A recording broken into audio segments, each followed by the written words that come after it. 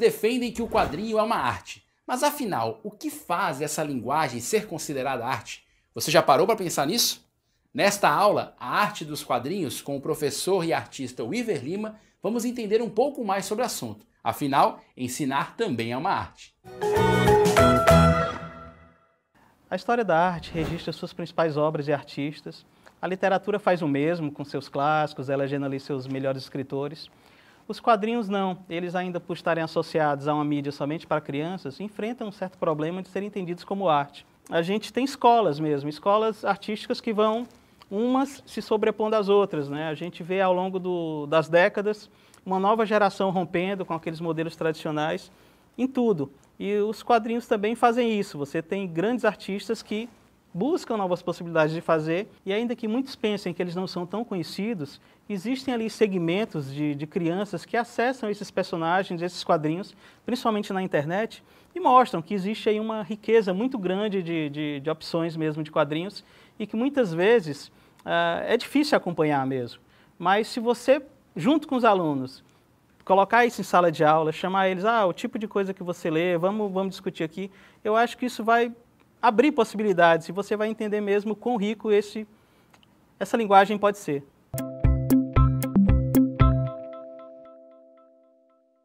Bom, os quadrinhos podem ser feitos de várias maneiras, né? Você pode utilizar fotos, você pode utilizar recortes e o mais convencional que é o desenho. Quando a gente fala em desenho, a gente geralmente associa a modelos que já existem no mercado. E é legal a gente entender que o desenho de uma criança tem um valor artístico muito grande, que é pouco explorado pelos professores. Um desenho mais espontâneo, um desenho feito de uma maneira mais solta, muitas vezes ele é mais rico do que um desenho acadêmico, todo construído, cheio de regras, preso a formas. Os desenhos são feitos de traços, de linhas. Quando você está escrevendo uma letra, você está desenhando, né? Você cria ali um padrão para conseguir fazer aquele A, aquele B da maneira correta. O desenho é a mesma coisa, né? Você vai ali com a linha para tentar encontrar uma maneira de reproduzir uma figura à sua maneira. Isso de estimular o desenho, de deixar as crianças à vontade para criar o seu próprio estilo, isso é legal de ser colocado em sala de aula. Isso é uma maneira até de estímulo bastante educativo. Você possibilitar que as crianças entendam que elas podem fazer da maneira delas e essa maneira delas não é certo nem errado, só é a maneira delas. E isso é que torna esse mundo da arte rica, né? Cada pessoa fazer a sua maneira. Um desenho bom é um desenho com estilo, que é o mais difícil de ser conseguido. É você desenhar a sua maneira e você ter um estilo próprio. Você não está preso a outros modelos, ou você não está preso à cópia, ou você não está preso ao real para poder fazer um bom desenho. É interessante a gente entender que regra de desenho é uma coisa e arte sequencial é outra. Se você pensar assim, chegar para uma criança e falar assim, olha, você vai ter que respeitar ponto de fuga, luz e sombra, anatomia, nossa, isso desestimula total, porque ela fica presa a uma técnica de desenho que evita com que ela cresça na narrativa, né? O legal é você deixar ela desenhar do jeito dela, assim. Se o desenho está desproporcional, é a maneira dela de fazer o desenho. Com o tempo, ela vai encontrar uma maneira de domesticar o traço dela. O legal é a prática, através da prática, o aluno encontrar a maneira própria de fazer, né? É lógico que estudar desenho é importante, mas não é necessário para fazer uma narrativa gráfica, não é necessário para fazer quadrinhos. Quadrinhos você pode fazer com desenho de palitinho, por exemplo. Quando a gente fala em quadrinhos, a gente pensa também que só existe aquela maneira convencional de fazer, né? Da esquerda para a direita, de cima para baixo. Só que quadrinhos é a narrativa. Você pode fazer quadrinhos de diversas maneiras. Você pode fazer como um jogo de dominó, você pode fazer indo para todos os lados da página. Ninguém pede isso, mas na verdade os quadrinhos industriais, eles são colocados de uma maneira assim, tem que seguir esse padrão, tem que ter 20 páginas, tem que estar dentro da revista. Isso limita muito a criatividade. Mas é uma mídia narrativa que você pode fazer da maneira mais criativa possível. As pessoas mais criativas, elas acabam subvertendo a lógica dos quadrinhos e acabam criando histórias mais criativas. As pessoas que ainda usam esse modelo mais convencional, elas ficam presas a modelos ditados pela indústria, né? Eu acho que quadrinhos, quando ele conseguir se libertar disso, dessa coisa meio engessada, ele vai conseguir alçar voos bem mais altos enquanto a expressão artística se tornar uma coisa bem mais interessante e sim, uma particularidade da narrativa visual. Aí você vai entender por que os quadrinhos são realmente uma expressão de arte autônoma, isso é, não é literatura, não é desenho, é quadrinho.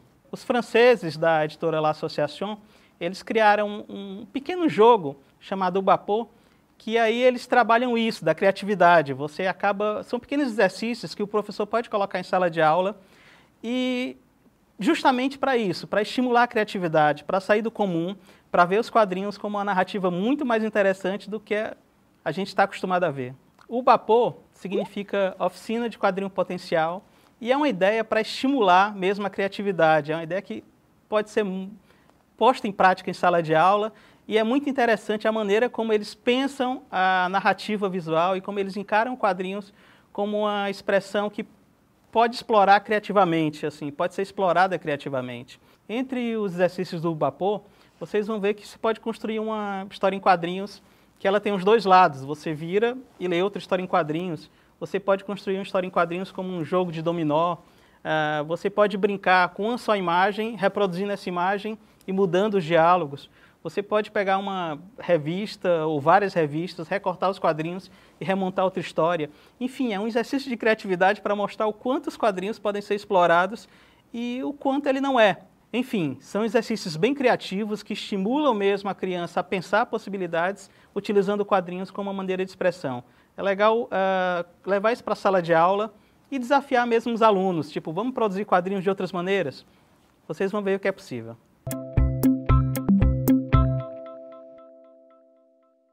Geralmente, quando eu trabalho oficinas de desenho, de quadrinhos em sala de aula, eu percebo que as crianças, elas gostam mesmo de serem desafiadas e você colocar ali pequenos desafios para que elas pensem em possibilidades de fazer de outra maneira.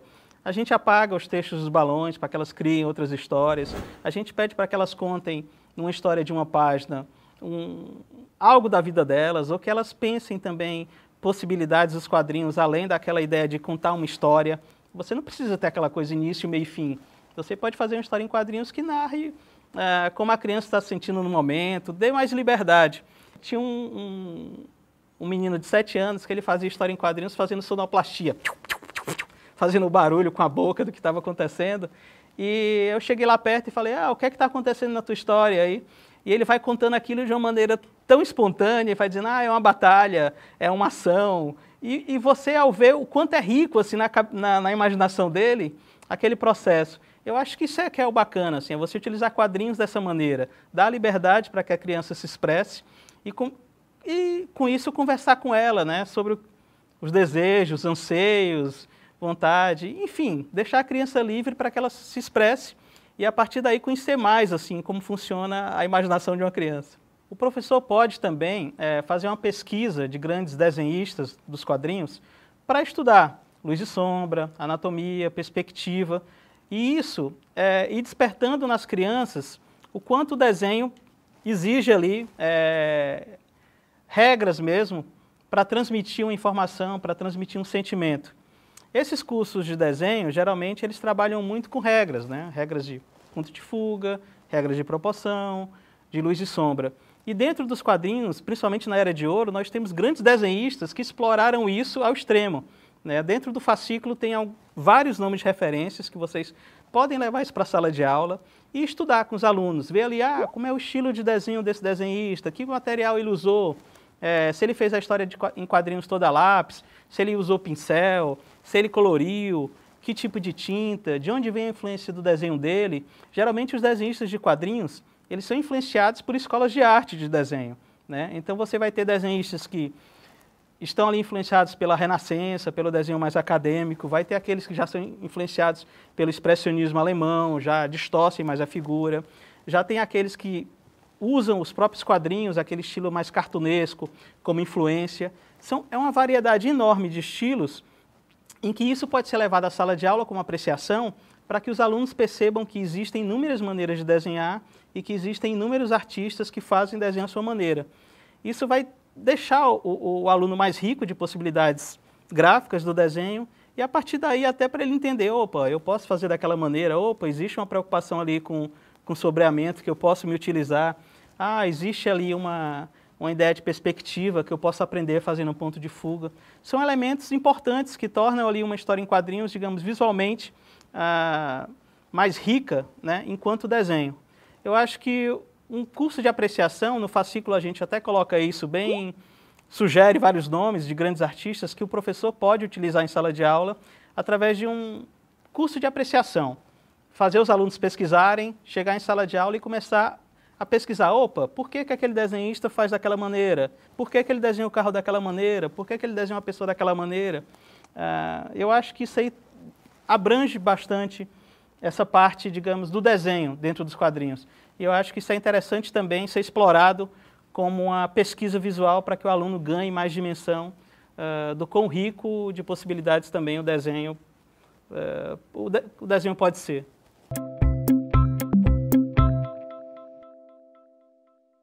Bom, no fascículo Arte dos Quadrinhos, a gente dá uma grande lista de referências, fala um pouco sobre desenho, sobre narrativa, dá alguns exemplos também práticos que o professor pode usar em sala de aula. Mas é interessante entender que, sendo uma manifestação artística, e a arte ela é o tempo todo livre, ela está sempre em transformação, é uma pesquisa que ela é infinita, né?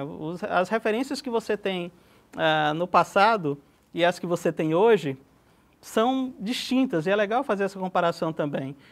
O tipo de quadrinhos que uma criança lê é diferente de um tipo de quadrinho que a pessoa que já tem aí seus 60, 70 anos lia na época dela. E é interessante a gente perceber que cada vez mais as crianças vão criando ali suas próprias referências dentro dos quadrinhos. Fazer uma pesquisa com elas, digamos, mostre para a gente o que você está lendo, vamos trazer isso para a sala de aula. Vamos entender o que é essa mídia. Eu acho que vai também educar o professor a entender aquilo, a entender aquele universo. Porque muitas vezes é difícil mesmo de acompanhar. A gente tem um choque de gerações. A gente tem crianças consumindo quadrinhos na internet que muitas vezes nem são impressos, né? E existe um vácuo aí. Opa, mas onde é que essa criança está lendo isso? Que tipo de coisa que ela está lendo?